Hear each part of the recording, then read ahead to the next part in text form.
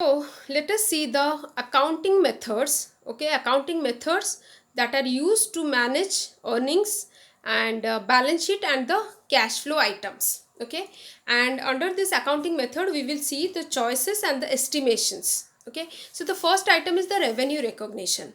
A firm, the firm they choose the terms with their clients by like free on board at shipping and free on board at the destination, and it is seen that the companies they choose free on board at the shipping, they have a higher revenue recognition than the free on board at the destination client. And the companies they use the accelerating revenue recognition, or they delay in the revenue recognition depending on their revenue target. If their revenue target they have not achieved at a certain period, then what they do, they give discount, they give some financing terms to their clients, and also they deliver to their client even if it is not required. And when they overload the distribution channel, okay, overload the distribution channel than that of what is normally it is done, then it is called the stuffing. Okay, stuffing the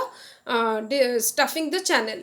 Then next comes the this credit losses. Okay, credit losses estimation. Management, what they do, they see the bad debt expense. When the bad debt expense is less, then the net account receivable increases. And when this bad debt expense is less and net receivable increases, then the expense on the income statement it reduces. Okay, expense reduces and the net income becomes high. But in the reverse way, that when the bad debt expense is higher, then the net account receivable becomes lesser, and the expense part on the income statement becomes high, and the net income becomes low. Okay, so that is about the credit losses, estimation of credit losses. Then we will see the depreciation method estimation. Okay, we know that companies they use either straight line method or accelerating depreciation method. And in accelerating depreciation method, companies they choose this method, they recognize more depreciation for the initial couple of years as compared to the later years.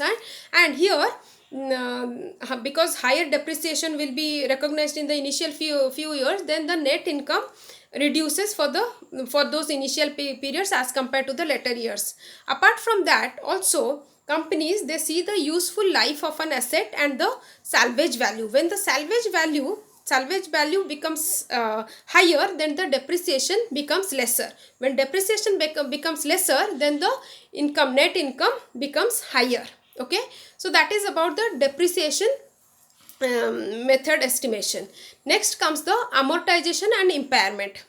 Management of a company, they select this amortization and impairment. Okay, as they do for the tangible asset, that is depreciation. Okay, and this if the company, management they choose to not to recognize this impairment for the goodwill, then their net income comes a inflated number. Okay, then we will see the inventory valuation method. Okay, as we know, companies use FIFO, then last in first out, or weighted average method. Suppose the company has used first in first out and weighted average method. Okay, suppose it is a inflation, the prices have become high, inflation period, then what happens, then in the FIFO method what happens, the cox will be lesser in FIFO as compared to weighted average method under inflationary period. But the this account this under FIFO method, the inventory that will be reported on the balance sheet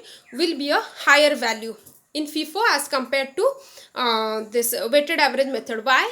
Because as it is an inflationary period, then what happens, cost of goods sold, it would pick the lowest, the previously purchased goods which would have been bought in a lesser price. Okay, so the cost of goods sold, it will be it will come as a lower, okay, because here because it is a inflationary period, so the left out portion of the this goods, it will be a higher price, so the inventory that will be reported on the balance sheet will come as a higher value. So these are the accounting estimation that has been done by the management, okay. These are couple of scenarios we saw, like revenue recognition, credit losses estimation, depreciation estimation, amortization and impairment, and the inventory valuation estimation. That is about it. Thank you very much.